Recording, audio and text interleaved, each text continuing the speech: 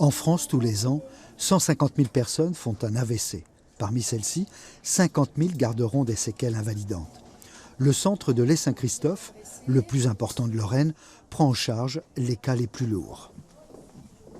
Les accidents vasculaires cérébraux représentent environ 50% de notre population aujourd'hui, population dans une tranche d'âge de 40 à 65 ans environ. Alors c'est une population qui nécessite une prise en charge en neuroéducation spécifique.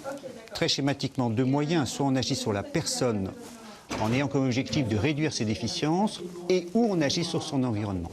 Parmi les techniques qui utilisent les modes d'action sur la personne, il existe les techniques de rééducation conventionnelle qui ont une efficacité reconnue et, plus récemment, les techniques dites robo-assistées. Dernière acquisition du centre, ce système robotisé pour la rééducation du membre supérieur. Un ergothérapeute assiste en permanence le patient pendant sa séance après avoir paramétré ce système en fonction des spécificités de l'intéressé. Il décide donc du choix de l'exercice, du niveau de difficulté et du type de simulation. La dimension ludique de cet outil permettant d'oublier le côté fastidieux et répétitif de la rééducation. Alors, cet outil a plusieurs avantages. Le premier avantage, c'est qu'il est totalement bien toléré et il n'a pas d'effet secondaire, ce qui, dans le domaine médical, est quelque chose d'important. Le deuxième avantage, c'est qu'il permet une rééducation intensive, quantifiée, avec un retour sur les performances.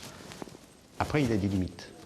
Il doit, et c'est un petit peu le consensus actuellement dans le domaine de la neurorééducation, être associé aux techniques de rééducation conventionnelle.